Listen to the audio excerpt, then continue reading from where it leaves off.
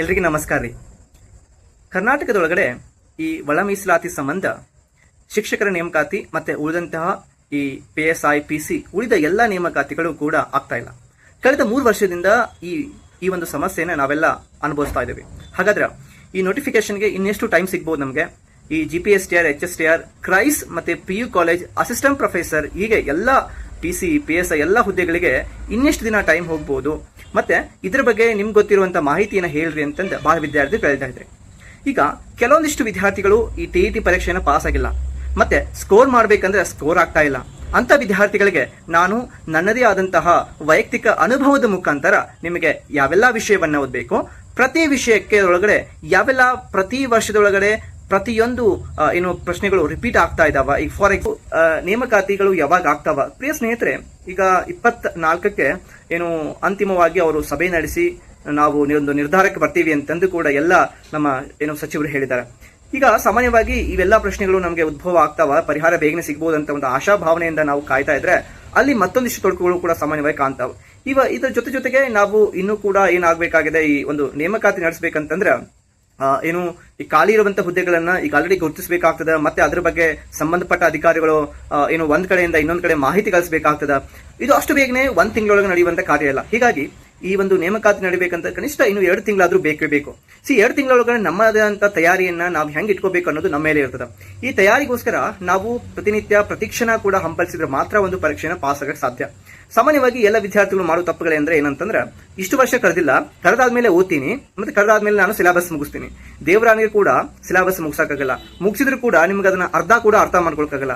ಅರ್ಧ ಕೂಡ ಅರ್ಥ ಮಾಡ್ಕೊಂಡ್ರೆ MCQ ಬಿಡಿಸುವಂತಹ ನಿಮ್ ಕಡೆ ಪ್ರಾಕ್ಟೀಸ್ ಒಂದು ಅಬಿಲಿಟಿ ಟೆಸ್ಟ್ ಕೂಡ ಬೆಳೆಯಂಗಿಲ್ಲ. ಹೀಗಾಗಿ ದಿನನಿತ್ಯ ಈಗ ಆಲ್ರೆಡಿ ನೀವು ಒಂದು ನಿಮ್ಮದೇ ಒಂದು ಟೈಮ್ ಟೇಬಲ್ ಹಾಕೊಂಡು ಓದಕ್ಕೆ ಸ್ಟಾರ್ಟ್ ಮಾಡ್ರಿ. ಯಾವಾಗ ಕರೀತಾರ, ಹೆಂಗ್ ಕರೀತಾರ ಅಂತ ಯಾರಿಗೂ ಕೂಡ ಗೊತ್ತಿಲ್ಲ.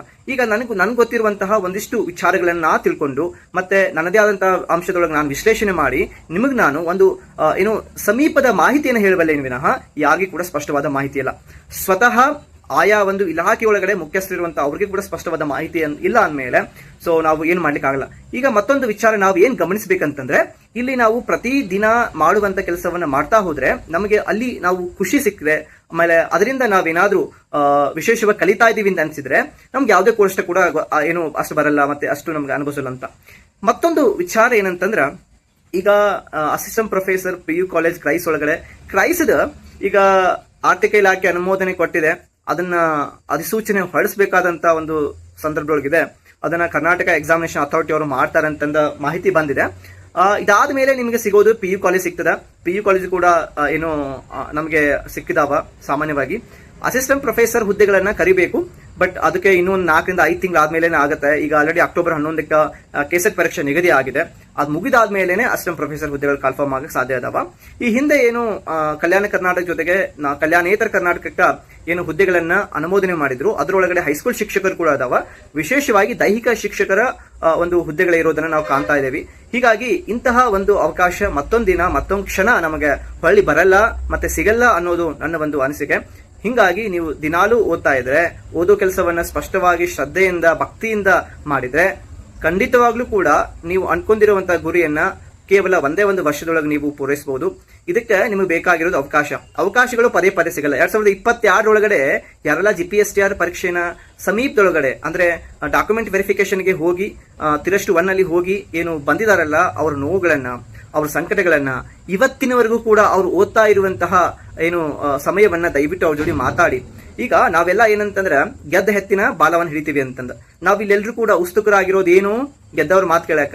ಆದ್ರೆ ನಾನು ಏನ್ ಹೇಳ್ತೀನಿ ಅಂತಂದ್ರೆ, ಗೆದ್ದವ್ರಿಗಿಂತ ಸೋತವ್ರ ಮಾತನ್ನ ಕೇಳಬೇಕು. ಯಾಕಂದ್ರೆ ನಿಜವಾದ ಸಂಕಟ, ನಿಜವಾದ ಕಷ್ಟ ಮತ್ತೆ ಪಡ್ತಾ ಇರುವಂತ ನೋವು ಅವ್ರಿಗೆ ಮಾತ್ರ ಗೊತ್ತಿರ್ತದ ವಿನಃ ಗೆದ್ದವ್ರಿಗೆ ಗೊತ್ತಿರಲ್ಲ.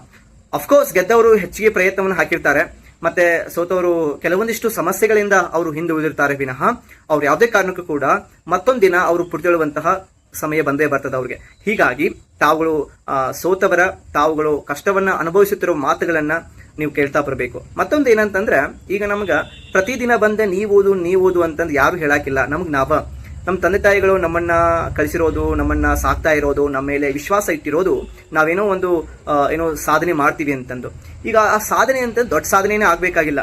ಅವ್ರಿಗೆ ಇಷ್ಟಪಟ್ಟಂತ ಸರ್ಕಾರಿ ನೌಕರಿಯನ್ನು ತಗೊಂಡು ಅವ್ರ ಕಣ್ಣಲ್ಲಿ ಕಣ್ಣೀರನ್ನ ತರಿಸಿ, ಆನಂದ ಬಾಷ್ಪವನ್ನ ತರಿಸಿ, ನಾವು ಅವ್ರಿಗೇನು ಒಂದು ಆ ಒಂದು ಭಾಷೆ ಕೊಡೋದಿದೆ, ಆ ಒಂದು ಕೆಲಸ ಮಾಡಿ ತೋರಿಸೋದೇನಿದೆ, ಅದು ಈ ಜಗತ್ತಿನೊಳಗ ಅತ್ಯಂತ ಶ್ರೇಷ್ಠವಾದ ಕೆಲಸ ನಾವು ಮಾಡೋದು ಅಂತ ಹೇಳ್ತೀವಿ. ಪ್ರಿಯ ಸ್ನೇಹಿತರೆ, ಎಲ್ಲರೂ ಕೂಡ ಬದುಕನ್ನ ಬದುಕ್ತಾರ. ಬಟ್ ನಾವು ಅನ್ಕೊಂಡಿರುವಂತ ಬದುಕನ್ನ ಕೆಲವೇ ಮಂದಿಗಳು ಬದುಕಿ ತೋರಿಸ್ತಾರ. ಆ ಕೆಲವು ಕ್ಷಣಗಳಲ್ಲಿ, ಕೆಲವು ಮಂದಿಗಳಲ್ಲಿ, ಕೆಲವು ಜನಗಳಲ್ಲಿ ನಾವು ಆಗೋಣ, ನಾವು ಮಾಡಿ ತೋರಿಸೋಣ ಅಂತ ಹೇಳ್ತಾ ಇವತ್ತಿನ ವಿಡಿಯೋನ ಇಲ್ಲಿಗೆ ಮುಗಿಸ್ತೀನಿ.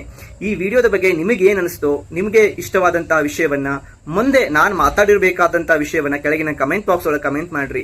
ನಾನ್ ನಿಮ್ ಜೊತೆ ಮಾತಾಡಕ ನಾನು ಕೂಡ ರೆಡಿ ಇದ್ದೀನಿ, ನೀವು ರೆಡಿ ಇದ್ದೀನಿ ಅಂತಂದ್ರೆ